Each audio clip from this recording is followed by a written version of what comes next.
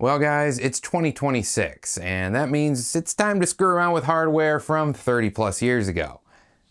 So this is the IBM Mwave, or Wave. Now if you're not counting Crimes Against Humanity, this is probably the worst thing IBM has ever done. This is a sound card that was so bad that it spawned a class action lawsuit and pretty much caused IBM to never touch anything sound related ever again, as far as I know. So we're gonna see if it's really as bad as the history books paint it. And I'm guessing it is, but there's only one way to find out. So let's look at the history of this thing a little bit more and try it in some old DOS games and whatnot. Before I install this card myself, let's talk about the specs and the train wreck of a launch it had onto the market.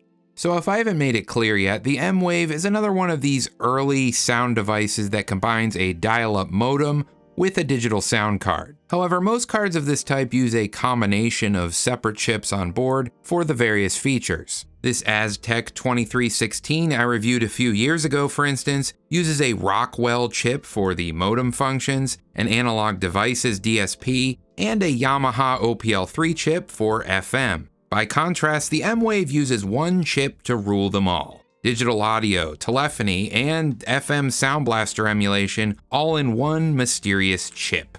There is a Crystal CS4216KL chip that does DAC duties, but the Mwave is doing the majority of the heavy lifting. Interestingly, an InfoWorld article from January 24th, 1994 implies that IBM had this Mwave DSP since at least 1984, but only released it in a consumer product in 1992. On paper, it seems like a great idea that likely saved on manufacturing costs and let them finally use something they had already put resources in to develop. While retrospectively, it might not make much sense to make cost-cutting measures on a sound card or modem because those things are cheap now. But you have to remember that sound cards in the early 90s were cutting-edge pieces of tech. The kind of money people drop on GPUs now are what people were spending to get a Sound Blaster 16 back then. So the savings that IBM could potentially have by combining telephony and sound capabilities into a single card they produced themselves likely made it seem like a no-brainer. If only it wouldn't have sucked so bad. So in 1992, IBM unleashed the Mwave chip on the world, making them standard kit for their Aptiva desktop line and integrating them into ThinkPads. They also struck a deal with Texas Instruments to manufacture the Mwave DSP chip to sell to third parties to make non-IBM Mwave-based cards. It didn't take long for complaints to start piling in though. Aptiva owners were reporting just how flawed the Mwave really was, with issues ranging from poor audio quality to a complete inability to use the modem and audio features simultaneously. IBM didn't really handle this well either. Allegedly, some customers were offered $275 to buy replacement sound card and modem products if they agreed to sign an NDA that would silence them from telling others about this deal. Some even claim they tried to do damage control in all the wrong ways by censoring Mwave issues on forums and message boards. IBM seemed to rather pretend there weren't any problems rather than offer a way to fix them. By 1998, IBM had dropped the Mwave from their new computer lineup, but a class action suit was opened the same year to finally force IBM to pay damages to disgruntled customers. The settlement was finalized in 2001, with checks and discount coupons being sent out to affected users the following year. And that was that. As far as I know, IBM never dabbled in sound cards again, and that's probably a good thing. But now let's fast forward to 2026, where some Midwestern moron on YouTube decides it's time for the Mwave to ride again. So the card I have here is the Mwave Dolphin with an ISA interface, which is the most common variant of this card you can find these days. Can you believe I got this for only $15? In addition to the ISA cards, IBM did make some mobile versions and MCA variants of the Mwave, and third-party Texas Instrument branded cards also exist, but they are extremely rare to find these days. I'm sure you also probably noticed this plastic shroud and backplate on this model, and if you're curious what's underneath it, it comes off easily with 2 screws. As expected, this is covering up some of the ugly telephony bits, and this is what it looks like. The PCB under here also looks like it has a farmer's tan and appears to be a single layer. You can really see this if you shine a light behind it, and you can also see the audio path connect from the DAC chip to the modem and audio outputs. Obviously, I wouldn't call this a super scientific test, but if you compare it to a Vibra 16, it appears less cheap, at least, so there's that. But anywho, let's pop this into my Pentium 2 test system. You can see me here dropping the screws about 3 times because my bits are not magnetic, but let's see what the rest of the install experience is like.